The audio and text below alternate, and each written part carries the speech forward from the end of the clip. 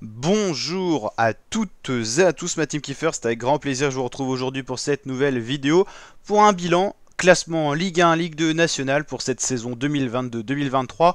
Premier bilan des classements, on a 3 journées de jouer du côté de la Ligue 1 avec le Paris Saint-Germain sans réelle surprise déjà en tête, 3 matchs joués, 3 matchs gagnés, mais alors gagnés avec la manière du côté du Paris Saint-Germain. On a eu un mercato plutôt pas mal en côté du Paris Saint-Germain, on a déjà une attaque de rêve, Neymar, Messi, Mbappé, mais on a l'arrivée notamment de Renato Sanchez cette saison, des arrivées qui permettent de remplir le banc de touche, notamment pour tourner un petit peu dans les différentes compétitions, que ce soit la Ligue 1, la Champions League, la Coupe de France ou des choses comme ça. C'est ce qui fait notamment le banc de touche un grand club tout simplement. Il y a une victoire très large, 7-1 face à Lille, c'est tout simplement un départ de folie cette année pour le Paris Saint-Germain, 5-2 face à Montpellier et 5-0 face à Clermont. Chaque équipe qui a joué en Ligue 1, le Paris Saint-Germain cette année, a pris au moins 5 buts. Vous imaginez niveau statistique. Par contre quand même des petites défaillances défensives quand même, parce que 2 buts pris face à Montpellier, alors que c'était un match qui était quand même nettement dominé par le Paris Saint-Germain, et un but pris face à Lille.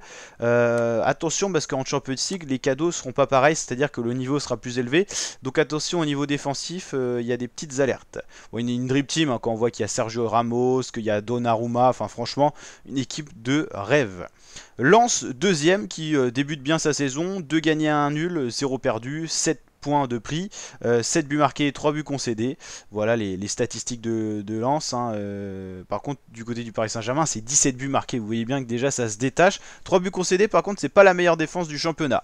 L'Olympique de Marseille, bon début de saison, 2 gagnés, 1 nul. On vient d'accueillir Alexis Sanchez. On a une vraie bonne équipe du côté de Marseille, donc il y a de quoi faire. Lyon, 2 gagnés. Ah oui, il n'y a que 2 matchs joués du côté de Lyon, donc c'est pour ça. Donc Lyon a encore la possibilité d'être au niveau du Paris Saint-Germain, au niveau du classement. Alors qu'est-ce qui s'est passé pour qu'il y ait un match? Ah, il y a eu un match reporté avec Lorient et c'est pas encore défini. D'accord. D'accord. Donc en tout cas, voilà. Donc on va dire que entre guillemets Lyon, on va pas pouvoir les classer réellement, mais en tout cas bon début de saison avec 2 buts concédés. Mais pareil, il n'y a pas le troisième match, donc on peut pas conclure non plus. Clermont 5ème, c'est plutôt pas mal, ils se sont bien ressaisis, ils ont concédé beaucoup de buts, mais 5ème pour une équipe qui joue peut-être de sauver de la relégation. Pour l'instant, ils ont pris un bon début, une bonne option, donc ça fait plaisir pour eux.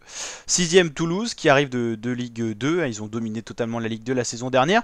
Et ils s'imposent dans cette Ligue 1 gagné, 2 nuls, 0 perdu. C'est plutôt pas mal. Brest, pareil, je crois qu'ils arrivent de Ligue 2, sans dire de bêtises. Voilà, ça se déroule plutôt bien dans le top 10 pour 3 matchs joués, c'est pas mal. Lorient, pareil, entre guillemets, comme Lyon, ils ont joué que 2 matchs, donc on peut pas conclure. Il y a eu un gagné, un nul, il n'y a pas eu de défaite, donc c'est déjà pas mal. Début de saison compliqué pour Rennes qui était 4ème la saison dernière, 4 points pris, une victoire, un nul, une défaite, il y a tout eu pour Rennes, ils ont mal débuté, ils sont en train de remonter petit à petit, on peut pas faire de conclusion hâtive sur 3 matchs joués, mais c'est un petit peu plus fragile que l'année dernière pour le moment. 10ème Auxerre, pareil, eux arrivent de Ligue 2, je crois que ceux qui arrivent de Ligue 2 c'est Auxerre, Brest et Toulouse, donc Auxerre c'est plutôt pas mal, le top 10 pour arriver en Ligue 1, donc c'est plutôt un bon début de saison. Monaco 11ème, c'est moins bien déjà. 12ème, Lille en difficulté cette saison, on l'a vu, une défense en difficulté face au Paris Saint-Germain. 7-1, c'est le score le plus lourd concédé par une équipe cette saison sur 3 matchs joués en Ligue 1 face au PSG. Donc Lille va falloir se retrouver après cette lourde défaite qui va pas être facile à accepter pour les joueurs. Montpellier 13ème, 14ème Strasbourg, 15ème Nantes, 16ème l'OGC Nice, décevant, pas capable de s'imposer pour l'instant. Angers, le SCO 17ème, Ajaccio 18ème, Reims 19ème et 3 20ème. Donc voilà des équipes qui ont mal débuté leur saison. 3 matchs joués, 3 défaites, c'est compliqué. Reims, Ajaccio, c'est pas terrible non plus. Angers, il faut dire qu'il y a 2 nuls, une défaite. C'est pas catastrophique. Il n'y a pas eu beaucoup de points parce qu'il n'y a pas eu de victoire. Mais c'est pas 2 défaites non plus. Donc à relativiser sur 3 matchs joués, c'est pas si terrible que ça. Alors la Ligue 2, on va aller checker ça. Caen, le SM Caen, très bon début de saison, pas au top la saison dernière, notamment en première partie de Ligue 2. Ils sont ressaisis dans la deuxième partie, ils ont fait un beau top 10. Mais là, le SM Caen, en route peut-être pour dominer ce classement. 4 matchs joués, 0 défaite, 3 gagnés, 1 nul, 10 points de prix, 8 buts marqués. C'est une des meilleures attaques du championnat, 3 buts concédés. En tout cas, c'est un très bon facteur pour le SM Caen ce début de saison qui montre qu'il y a une possibilité, pourquoi pas, d'espérer la Ligue 1. Deuxième Amiens, ils sont descendus de Ligue 1 également, ils y arrivent plutôt bien. 3 gagnés, 1 perdu, 9 points. Bordeaux 3e, ce qui est intéressant du côté des Girondins, c'est déjà qu'ils n'ont pas perdu, mais qu'ils n'ont pas concédé de but. Ça montre une défense très bien en place, une attaque pas si fabuleuse que ça, 4 buts marqués, mais c'est important d'avoir une très bonne défense, donc les Girondins plutôt pas mal. 4e Dijon, pareil, ils viennent de... Ah non, ils viennent pas forcément... Ah si oui, il y a Amiens, Dijon et Metz, si je dis pas de bêtises, qui viennent de Ligue 1. On a du mal à s'y retrouver dans ces petites choses-là. En tout cas, n'hésitez pas à me préciser en commentaire s'il y a des petites erreurs de ma part. Donc 4e Dijon, on l'a dit. 5e Metz. 6e Laval. 7e Guingamp. 8e Bastia. 9e Niort.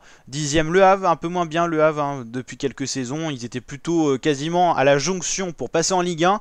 Là, ils sont plus dans un top 10. Ils régressent milieu de tableau. Et c'est assez révélateur sur 4 matchs. C'est un petit peu la saison dernière révélée. Paris FC, c'est pareil que Le Havre. Ils ont eu vraiment des gros moments. Ils ont failli passer en Ligue 1. Et là, c'est beaucoup plus compliqué. Valenciennes 12e, Grenoble 13e, Sochaux 14e, 15e, Nîmes 16e, Quevilly 17e, Rodez.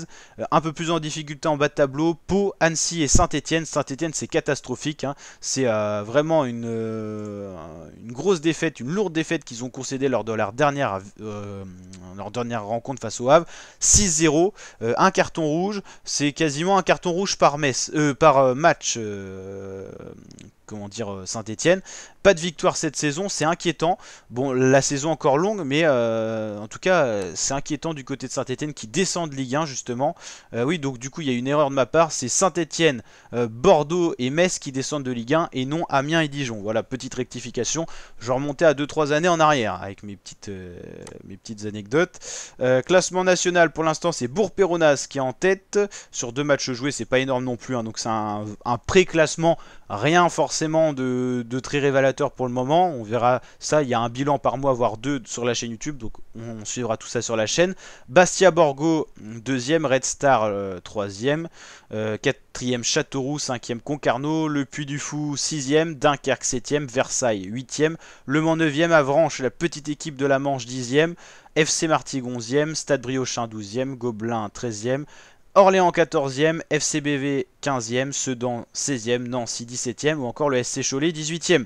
Nancy, c'est un club, si je dis pas de bêtises, qui était en Ligue 1 il n'y a pas si longtemps que ça. Donc c'est plutôt compliqué en ce moment pour cette équipe. Donc la team, si ce bilan vous a plu, n'hésitez pas à lâcher le petit pouce bleu, le petit like des familles, à vous abonner, à activer la cloche et je vous dis à très bientôt ma team pour de prochaines vidéos. Ciao ciao les fratés.